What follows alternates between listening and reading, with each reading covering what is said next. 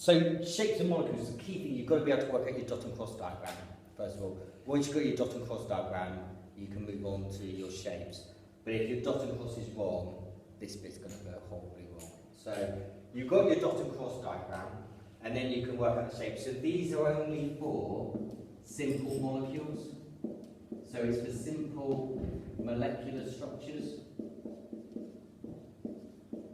What's that? So that would be something like CO2, H2O. Okay. So we've got ionic Yeah. structures out somewhere else, Yeah. that has nothing to do. You've got giant covalent, which we'll talk about in a minute. These are just like simple molecules, covalent bonded things. Yeah. So two non-metals together. Yeah, that's right. Yeah. So we've got simple molecular structures. So the key thing that you look for, well, we use something called electron pair repulsion theory. Electron pairs repel to get as far as they can from each other, but you need to think in 3D to be able to work it out. If you can't think of 3D, you just learn the shapes and you're okay. So the key thing, the key thing to always include is electron pairs repel to get as far away as they can from each other.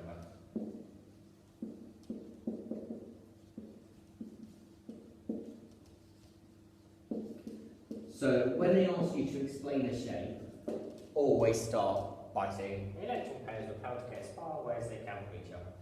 Right, so for simple molecules, so let's do something like CO2. So e.g. for CO2. Now I want to just do the dot and cross diagram.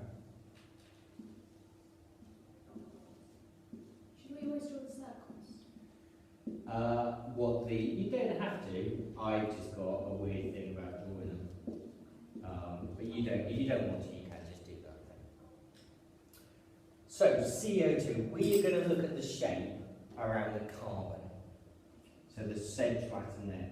So that, although it's a double bond, we still consider it to be a centre of negative charge. So how many centres of negative charge have we got around carbon?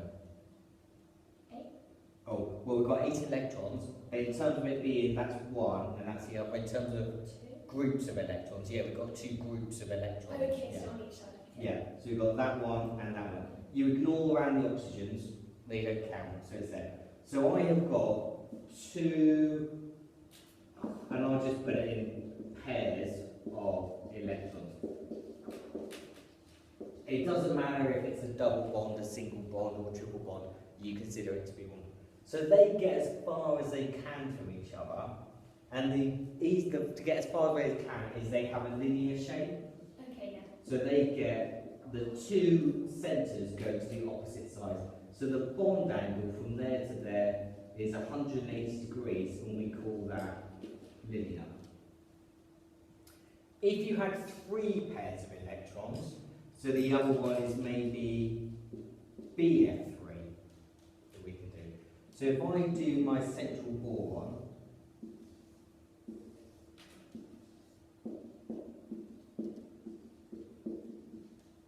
boron looks like that.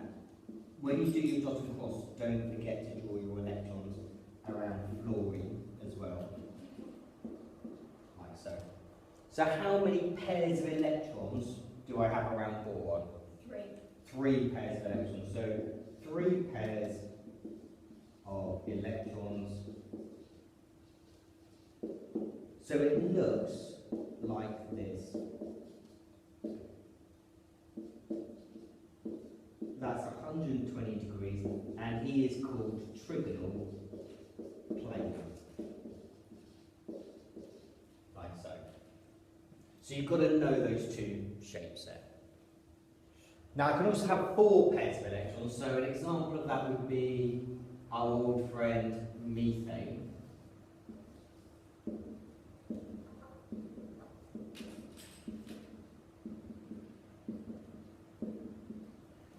So around carbon, there are 4 pairs of electrons.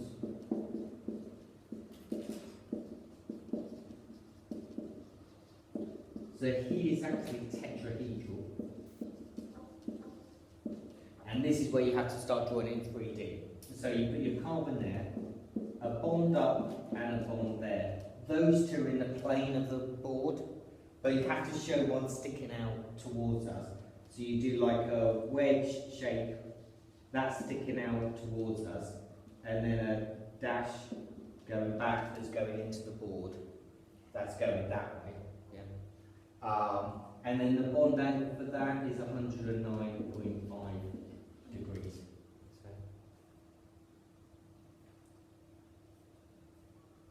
So the wedge always has to come towards the wing. Yeah, the wedge. If you just get used to drawing them in that way, you kind of, because you have to be able to do that for optical isomerism. Your final one is octahedral.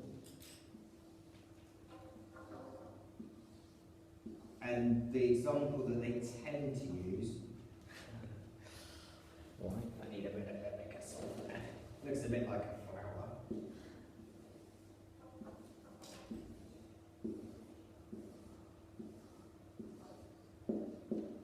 Okay, so this does SF6. SF6, yeah.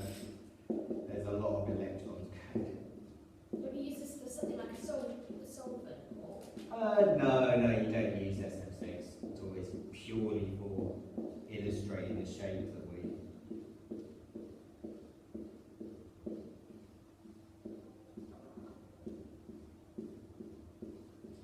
Like so. The key thing, you don't worry about the electrons on fluorine. The key thing, how many electron pairs do I have around sulfur? 6. 6. So he's going to be octahedral. Okay. So 6 pairs of electrons. I get it to be octahedral. Now to draw him, you do a fluorine up and a fluorine down, and then you have a wedge, 2 wedges coming out like that, and 2 going back like so, and the bond angle there is now 90 degrees, like so. So those examples, they all just had bonded pairs of electrons. Sometimes you have non-bonded pairs of electrons that you have to think about. So the key thing is lone pairs of electrons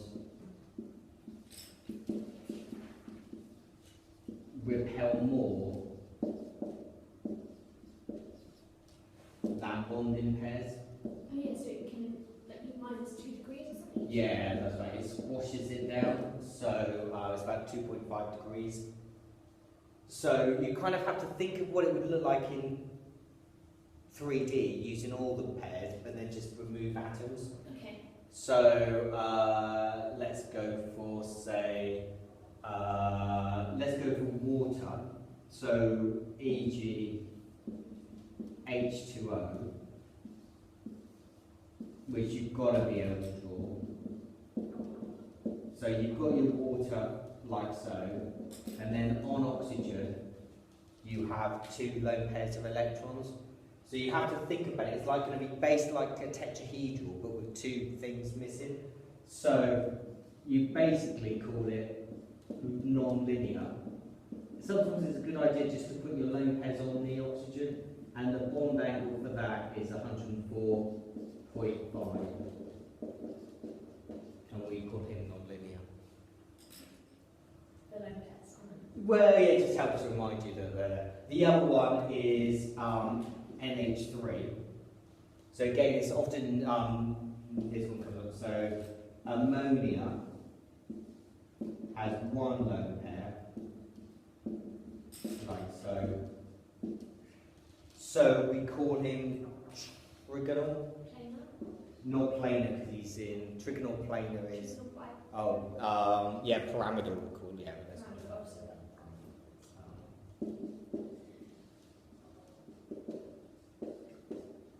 yeah, you call it trigonal pyramid, but let's just look So it's just called pyramidal web. Yeah, and then you just do it like the bottom half of a tetrahedron. You can put his lone pair, and now his bond angle is going to be 107 degrees, like so.